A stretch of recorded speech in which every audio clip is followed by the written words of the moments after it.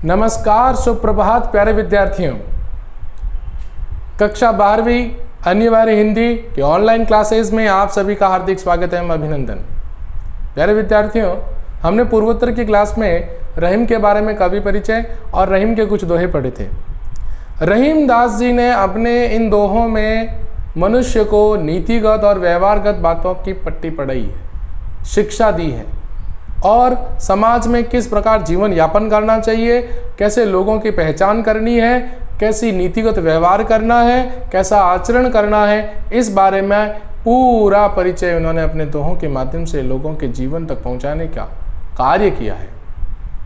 तो चलिए आज अपन आगे इसी यात्रा को प्रारंभ करते हैं और अगले दोहे की तरफ चलते हैं। तो चलिए रहीमदास जी के नीतिगत दोहे।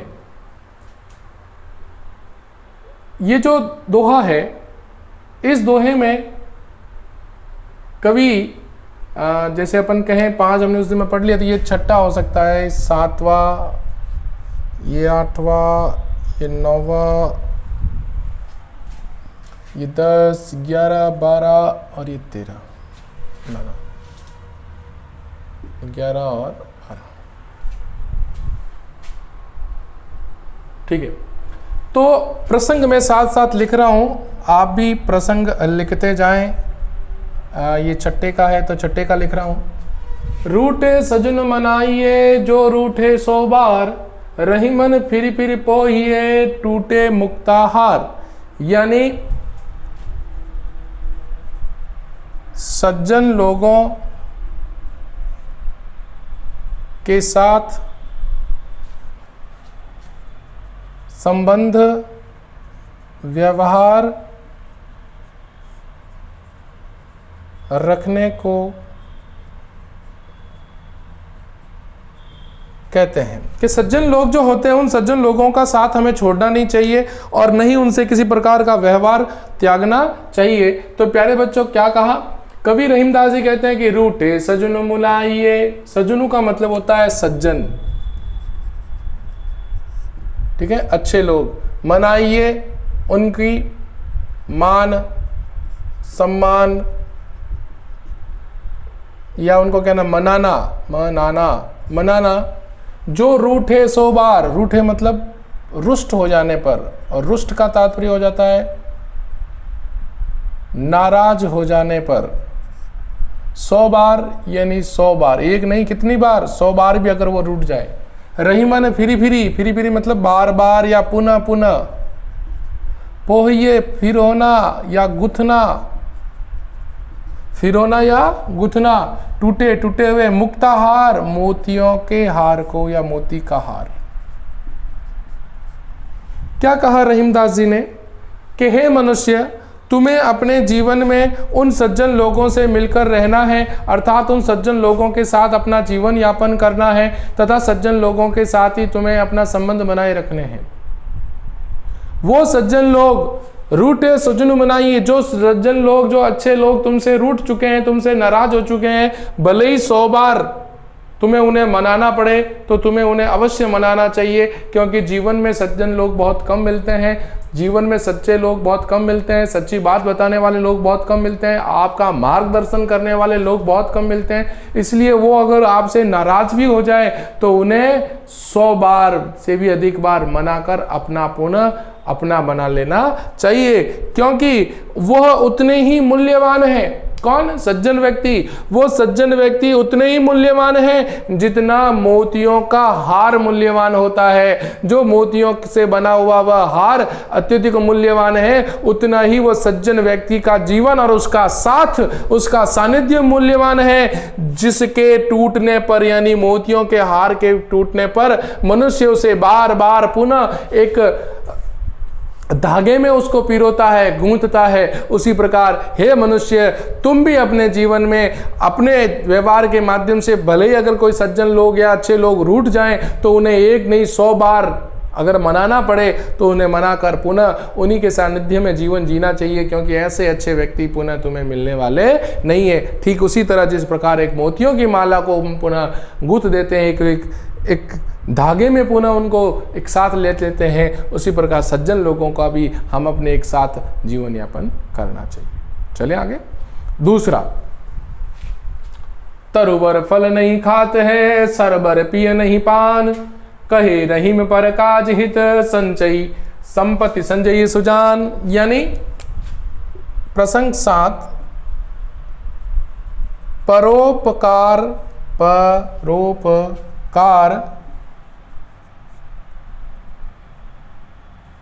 के महत्व को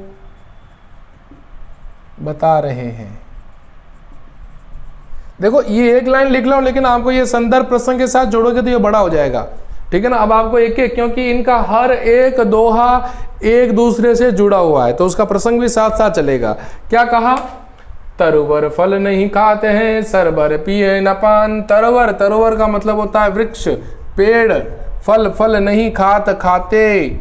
आपने देखा होगा आम का पेड़ खुद के ही आम के पेड़ों को खा लेता है क्या? नहीं खाता।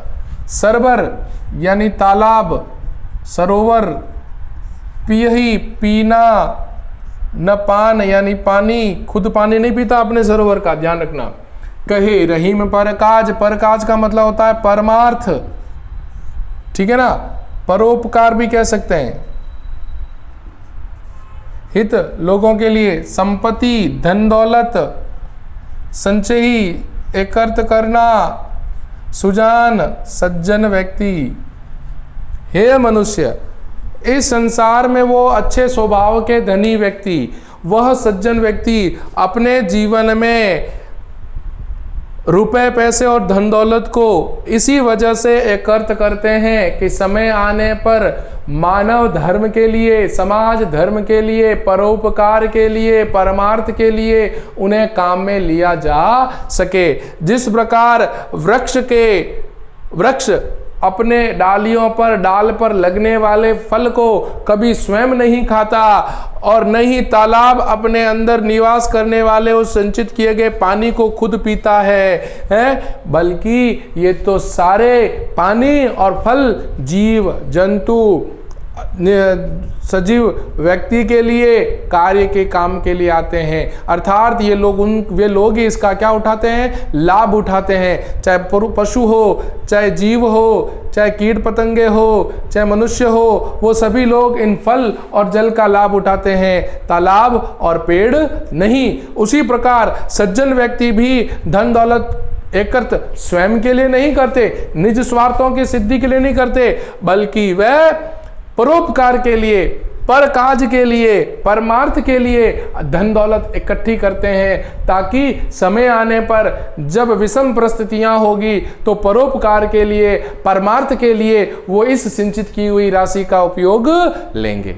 इसलिए मनुष्य को सदैव परमार्थ के लिए कार्य करना चाहिए, स्वयं के लिए नहीं। चलिए अगला दोहा। बिल्कुल। थोते बादल क्वार के, जौ रहीम गहरात, धनी पुरुष निर्धन भय, कहे पाछली बात। लोगों के अहंकारपूर्ण जीवन पर व्यंग्य किया है। मनुष्य कैसे? धनी,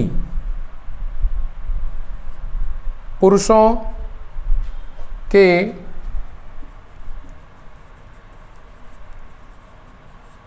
अहंकारपूर्ण जीवन पर व्यंग्य किया।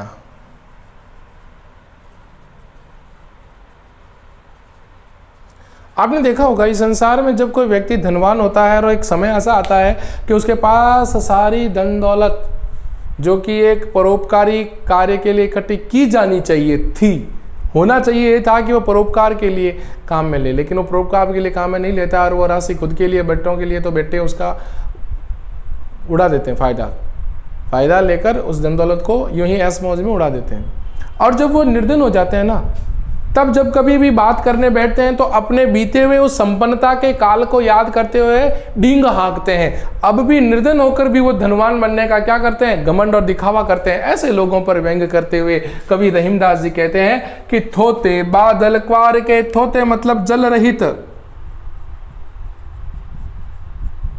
बादर मतलब बादल, क्वार का मतलब होता है अश्विन, मास भाद्र पक्ष के बाद में आता है। जो रहीम गगरात, गगरात का मतलब होता है गर्जना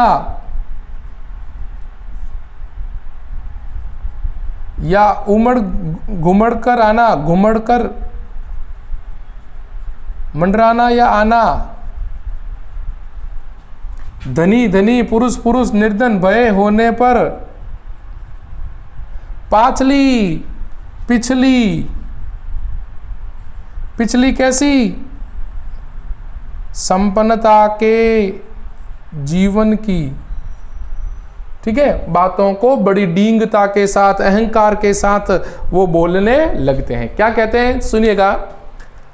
थोते बादल क्वार के ज्यों रहीम गहरात, धनी पुरुष निर्धन भय करे पाछली बात।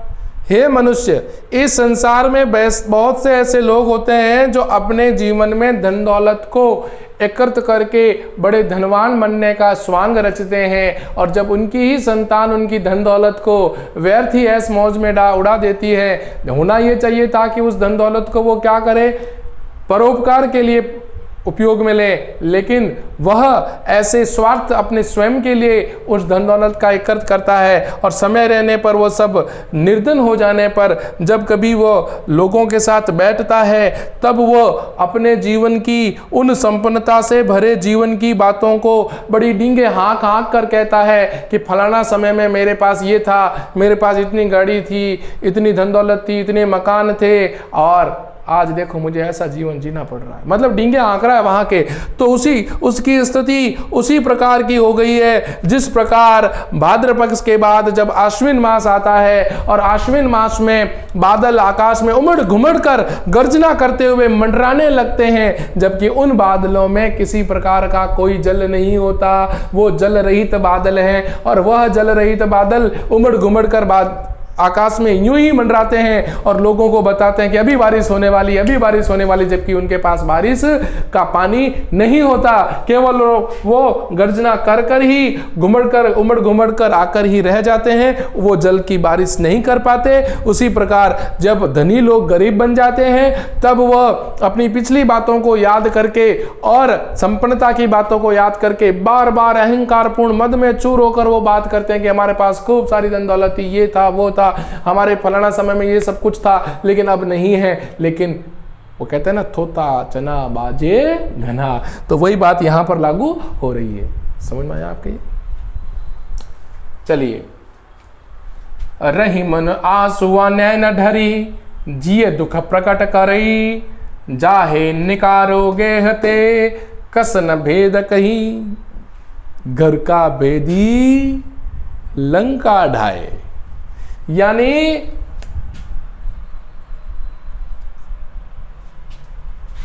अपने स्वाभिमानी व्यक्ति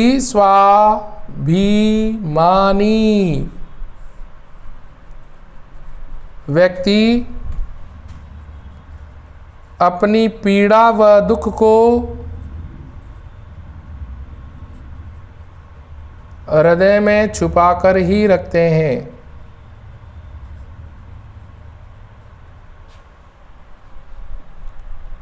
यदि किसी को बताकर अपने ही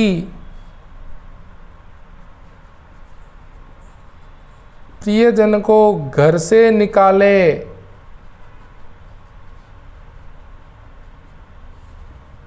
तो वह घर के सारे भेद सभी को बता देता है। क्या कहा बच्चों? बहुत बढ़िया सीख रही है कि जो व्यक्ति स्वाभिमानी होता है ना, वो स्वाभिमानी व्यक्ति अपने जीवन की पीड़ाओं को और दुख को अपने तक ही सीमित रखता है। परिवार का वह स्वाभिमानी व्यक्ति अपने जीवन की पीड़ाओं और दुखों को अपने दिल में, अपने हृदय में ही छुपा कर रखता है। क्यों छुपा कर रखता है प्यारे बच्चों? ध्यान से समझना। वह इसलिए अपने बातों को और मन को छुपाए रखता है ताकि अगर वह बात अगर किसी के सामने प्रकट कर ली और समय अनुकूल न होने पर उसे घर से बाहर निकाल लिया तो वो घर के सारे भेद दूसरों को उजागर कर देगा और घर की बदनामी होगी। उसी प्रकार कवि कहते हैं कि रहमन आंसुआ नैन ढरी। आंसुओं का मतलब होता है आंसू, नैन मतलब नेत्र में, ढरी मतलब ढलकाना, जिया मतलब हृदय, दुख प्रकट करे, दुख यानी दुख प्रकट करे में करता, चाहे उसे निकारो निकालना, केह भवन ते यानी से, कस क्यों नहीं, भेद भेद कह दे कह देगा कि हे मनुष्य, हे मानव, अपने जीवन में तुम सदैव स्वाभिमान पूर्ण जीवन जीना, और स्वाभिमान पूर्ण जीवन जीने वाला व्यक्ति अपने दुखों के दर्द को अपने हृदय में ही बसा कर रखता है, वह कभी किसी और के सामने प्रकट नहीं करता। क्योंकि अगर अपन किसी के सामने प्रकट करेंगे तो अपने आंसू व्यर्थ बहाना है, उनके सामने अपने आंसुओं को कैसा बहाना है, व्यर्थ बहाना है। क्योंकि समय प्रतिकूल होने पर जब हम उस व्यक्ति को, जो अपना प्रिय था और अपने घर में रहता था, उस व्यक्ति को अगर अपन घर से निकाल देंगे तो वह बाहर जाकर जग हंसाई करेगा, अपने घर के सारे भेदों को सभी को बता देगा और घर की फूट उजागर हो जाएगी। इसीलिए स्वाभिमानी व्यक्ति कभी भी लोगों के सामने, अपने घर के परिवार के लोगों के सामने रोता नहीं है, अपने दुख के दर्द को अपने हृदय में भी दफन करके रखता है, ताकि ये जीवन सही चल सके, घर परिवार एक साथ जुड़ा रहे। चले आगे। ये दोहा भी इसी से जुड़ा हुआ है। क्या है? मनुष्य को रहीमन निज निज मतलब स्वयं की मन की विथा यानी व्यथा, दुख दर्द मन ही राखो गोय, गोय मतलब छुपा कर रखो, सुनी अटिले ही मतलब हंसी उड़ाएंगे, लोग सभी लग सो भी बांटी बांट कर, न लई लेना कोई मतलब कोई।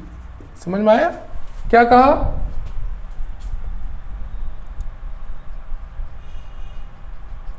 मनुष्य को सदैव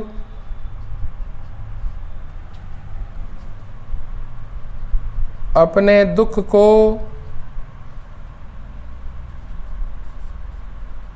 किसी के सामने व्यक्त नहीं करना चाहिए।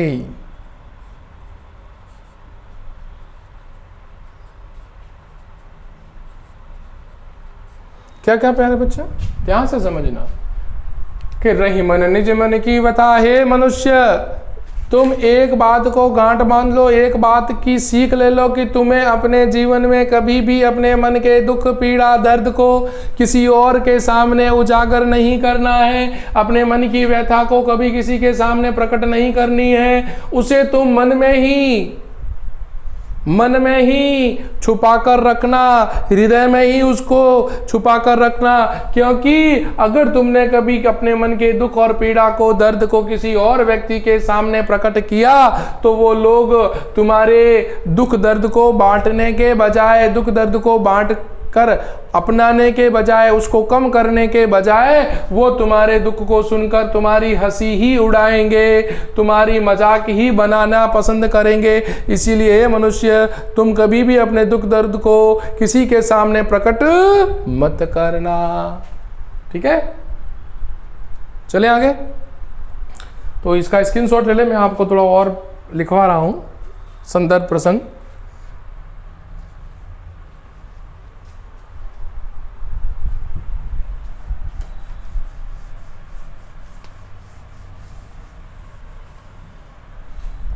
चलिए,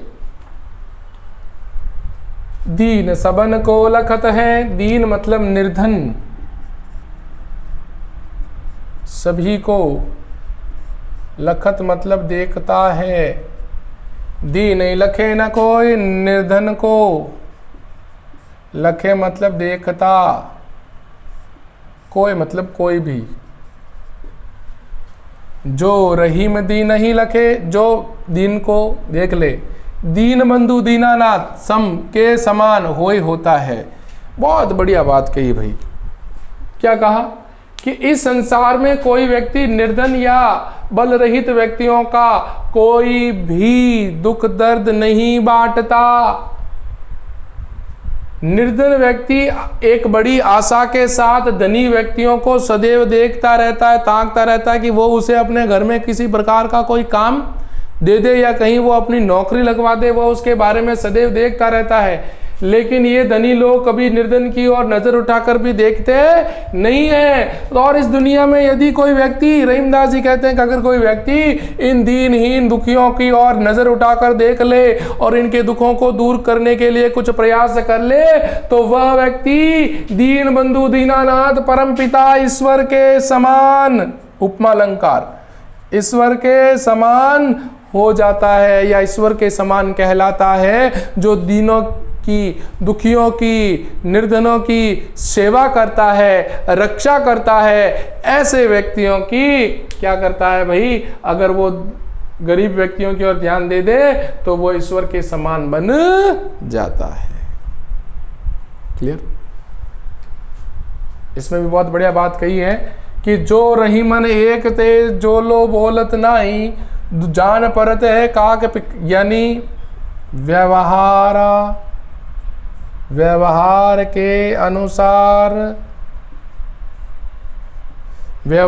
के अनुसार ही मनुष्य की पहचान होती है।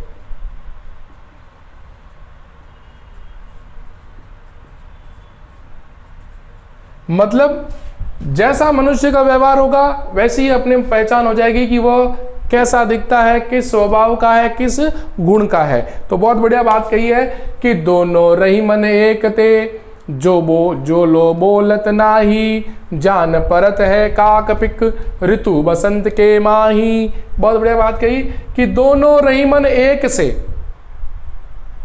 अब दोनों कौन? काक यानी कौआ, पिक मतलब कोयल।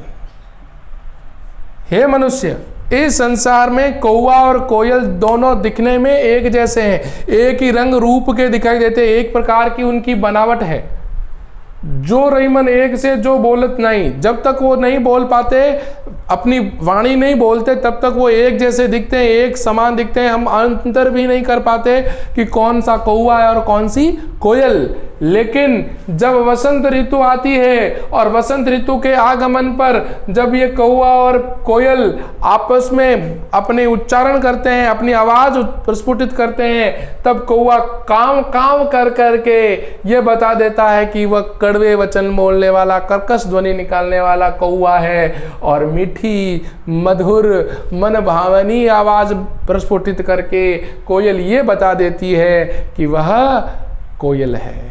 उसी प्रकार भले ही रंग रूप आकार प्रकार दशा स्थिति के एक जैसे मनुष्य दिखलाई दे देते हो, उनकी बनावट एक जैसी दिखलाई देती हो, भले ही रंग रूप से कितने ही सुंदर क्यों नहीं हो, लेकिन जो ही वो बोलना प्रारंभ करते हैं, जो ही लोगों के साथ व्यवहार रखना प्रारंभ करते हैं, तो प्यारे बच्चों उनके गुण हमारे सामने प्रकट हो ही जाते हैं कि वो किस स्वभाव और किस गुण के माने गए हैं, किस गुण और किस स्वभाव के माने गए हैं। ये हमें उनके व्यवहार और उनके आचरण, उनके बोलने, उनके तरीके, उनके ढंग से ज्ञात हो जाता है कि वह व्यक्ति किस प्रकार की प्रवृत्ति का है, किस प्रकार के आचरण का है।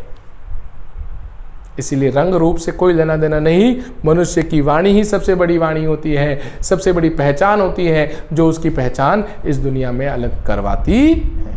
आशा करता हूँ प्यारे बच्चों कि आज रहीम के दोहे हमने 7 पढ़ लिए हैं और इन 7 दोहों को विधिवत सार सहित हमने पढ़े हैं, आपके समझ में आया होगा। आप ज़रूर इसका स्क्रीनशॉट लेकर इसके कठिन शब्दार्थ लिखें, और मैं कहता हूँ कि आप ज़रूर लिखें कठिन शब्दार्थ, ताकि आपको याद जल्द ही होंगे। आगे 7 दोहे और बचे हैं, तो अगली कक्षा में अपन पुनः रहीम के दोहे पढ़ेंगे। तब तक के लिए नमस्कार।